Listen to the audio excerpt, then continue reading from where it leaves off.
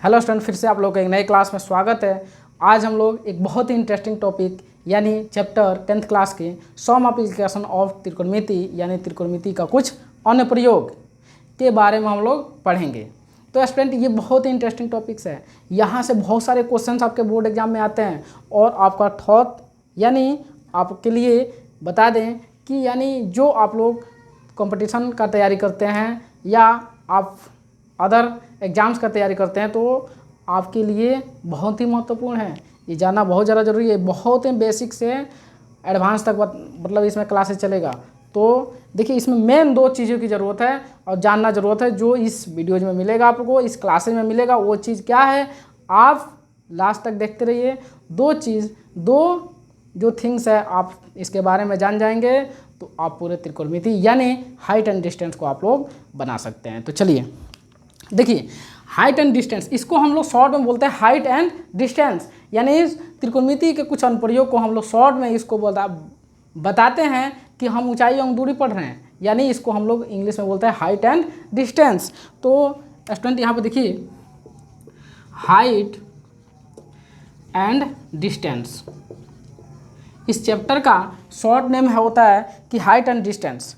तो student, height and distance का मतलब क्या होता है, ऊंचाई एवं दूरी का मतलब क्या होता है। देखिए, आप थोड़ा सा उसको समझिए। ऊंचाई का मतलब क्या होता है। ऊंचाई का मतलब होता है कि कोई वस्तु कितना ऊंचा है, यानी धरती के पाद बिंदु से ये वस्तु कोई यहाँ पे मान लीजिए एक पहाड़ है, उस पहाड़ पे रखा हुआ है कोई भी वस्तु, मान लीजिए कोई पेड़ है, ठीक है। उस पेड़ की हम लोग ऊंचाई जानना चाहते हैं। तो ये चीज़ें जो है वो त्रिकोणमिति के कुछ अनुप्रयोग में पढ़ते हैं। त्रिकोणमिति के कुछ अनुप्रयोग में ही पढ़ते हैं इसको, ऊंचाई एवं दूरी। अच्छा, जहाँ से आप खड़े हैं और उस वस्तु की अगर देखें कि वर्टिकल जो लाइन है, यानी वर्टिकल मतलब ऊर्ध्वाधर जो रेखा है वो कहाँ आ रही है, उसके बीच और हमारे बीच में कितनी दूरी है, तो ये चीज़ें आपको जानना ज़रूरी है। और उसको ही हम लोग दूरी बोलते हैं। क्या बोलते हैं? दूरी बोलते हैं, डिस्टेंस। तो यहाँ पे देखिए student, height and distance short name है चैप्टर का। और इसमें हम लोग देखिए, यहाँ पे मान लीजिए कोई, यहाँ पे आप मान लीजिए खड़े हैं, इमेजिनेशन कीजिए कि आप यहाँ पे खड़े हैं, ठीक है। और यहाँ पे छत है। छत मान लीजिए ये नीचे से तो बना होगा ना, ये नीचे से ही तो बना होगा, धरती पर टिका होगा ना, ये धरती पर टिका होगा ना। तो जब धरती पर टिका हुआ है और आप भी धरती पे ही हैं, कहाँ पे हैं? धरती पे ही हैं। तो सबका सपोर्टिंग पॉइंट कहाँ होता है? सबका सपोर्टिंग पॉइंट, कोई भी अगर रेखा है, कोई भी अगर वस्तु है, उसका सपोर्टिंग पॉइंट धरती ही है, अर्थ, पृथ्वी।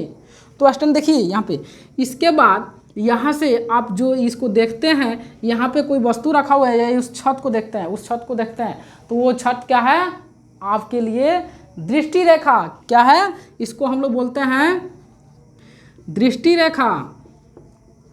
देखिए, ये जो देखते हैं ना, ये आप लोग ये यहाँ से देख रहे हैं ना, इसको बोलते हैं हम लोग दृष्टि रेखा बोलते हैं। और देखिए उसके बाद यहाँ से इस वस्तु की दूरी जो होती है, यहाँ से इसको हम लोग बोलते हैं हॉरिजॉन्टल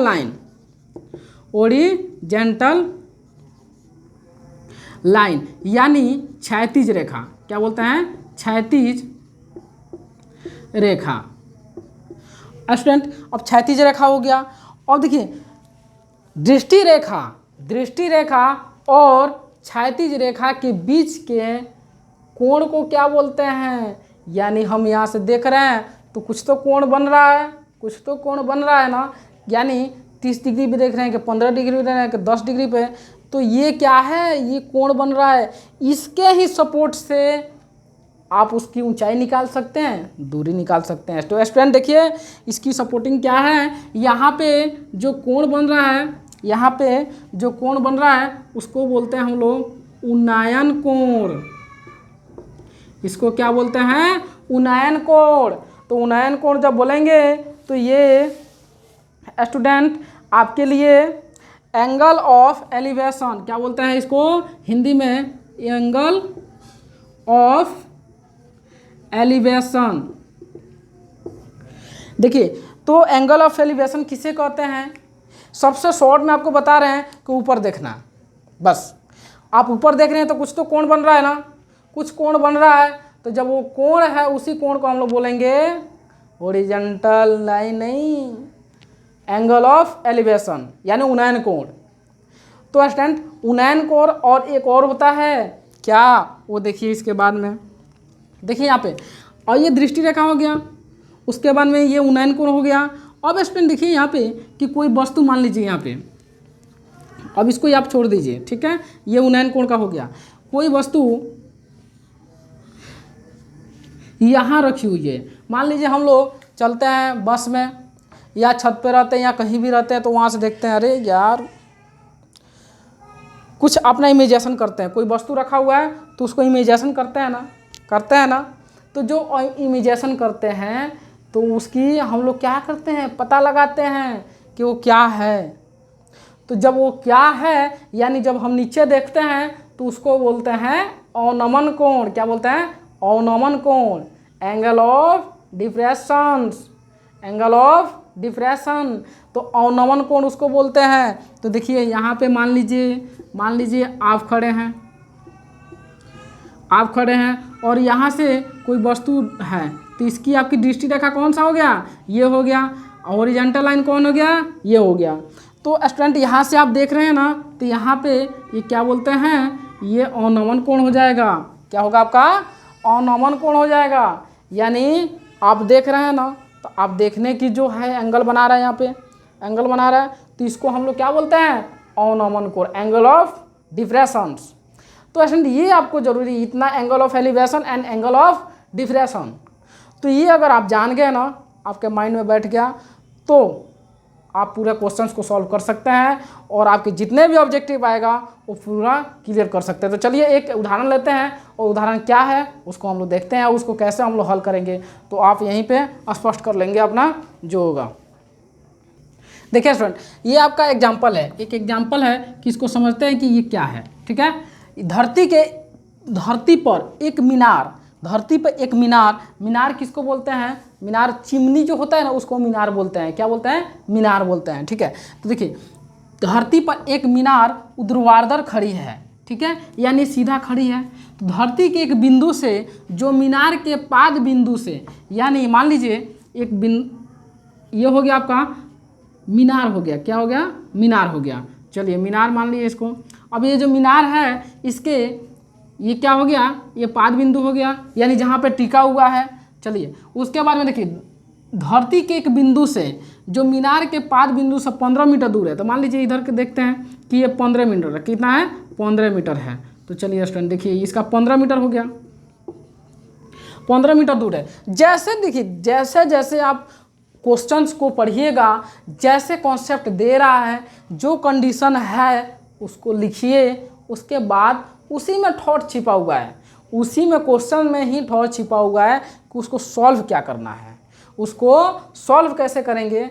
जब आप उसी क्वेश्चन को, जो कंडीशंस दिया हुआ है, जैसे वो क्वेश्चंस बोल रहा है वैसे उसको डिस्क्राइब करते रहिए। जब डिस्क्राइब कीजिएगा ना, तो उसी में कॉन्सेप्ट उसका छिपा हुआ है कि कैसे उसको हम निकाल सकते हैं। तो चलिए देखिए इसको, देखिए ये 15 मीटर हो गया। उसके बाद ये बोल रहा है कि मीनार के शिखर का उन्नयन कोण, मीनार के शिखर का उन्नयन कोण। तो मान लीजिए यहाँ से उन्नयन कोण थोड़ा ही होगा, जहाँ पे आप हैं वहाँ से ना उन्नयन कोण होगा। तो अब मान लीजिए कि यहाँ से आप हैं, मान लीजिए ये यहाँ पे है आप, ठीक है, यहाँ से यहाँ तक की 15 मीटर है। तो यहाँ से बोल रहा है कि उन्नयन कोण, तो उन्नयन कोण ये होगा ना, कितना डिग्री है? तो उन्नयन कोण 60 डिग्री है। कितना? 60 डिग्री है।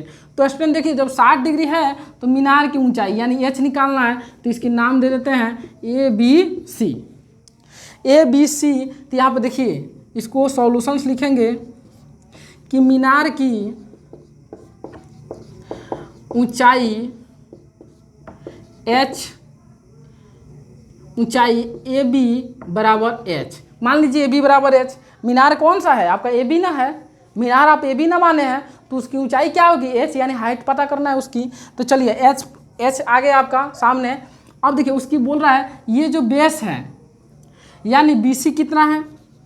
BC बराबर 15 मीटर है। तो स्टूडेंट देखिए यहाँ के कॉन्सेप्ट क्या छिपा हुआ है, बहुत ही ध्यान से देखिए, बहुत ही दिमाग लगा, इधर उधर मत कीजिएगा, यानी स्किप मत कीजिएगा, ये बहुत ही बेसिक कॉन्सेप्ट है। ये जब जान जाइएगा ना तो 9.1 कुछ है ही नहीं, 9.1 में कुछ नहीं है। यहाँ बहुत ही आपके लिए इजी है, सब क्वेश्चंस आपके लिए इजी है। कॉन्सेप्ट समझिए, कॉन्सेप्ट क्या बोल रहा है। देखिए BC जो है ना, BC 15 मीटर है, हमको ये ज्ञात करना है, तो इससे तो कोई फ़ायदा ही नहीं है। जब हमको मान लीजिए इसके रेस्पेक्ट में ये क्या हो जाएगा, इसके रेस्पेक्ट में ये लंब हो जाएगा, ये क्या हो जाएगा, आधार हो जाएगा। तो लंब बटे आधार बराबर क्या होता है, tan थीटा। क्या होता है, tan थीटा। तो स्टूडेंट यहाँ पे क्या करेंगे हम लोग, वी नो डैट। देखिए स्टूडेंट सेम कॉन्सेप्ट के हिसाब से लिखते रहिए। वी नो डैट, आप जानते हैं कि tan theta equal to P/B। तो P आपका क्या है, H है, और B क्या है, BC है। चलिए, तो tan 60 डिग्री का मान है, तो tan 60 डिग्री बराबर कितना है, H/15। तो स्टूडेंट 60 डिग्री का मान √3 है ना, तो √3 बराबर H/15, इसमें 1 हो जाएगा। ये जब आप क्रॉस मल्टीप्लाई कीजिएगा यानी तिरछा जब गुणा कीजिएगा तो क्या हो जाएगा, H = 15√3 मीटर। यानी इसकी जो ऊंचाई है, यानी मीनार की ऊंचाई है वो कितना है, 15√3 है। कितना, 15√3 है। तो स्टूडेंट देखिए कितना बेसिक कॉन्सेप्ट है, कितना इजी है। तो यही चीज़ आपको समझना है, यही चीज़ आपको लिखना है, यही चीज़ आपको पढ़ना है। तो अगर आप नए हैं तो ज़रूर चैनल को सब्सक्राइब कीजिए, अगर आपकी क्लासेज अच्छा लगा है तो।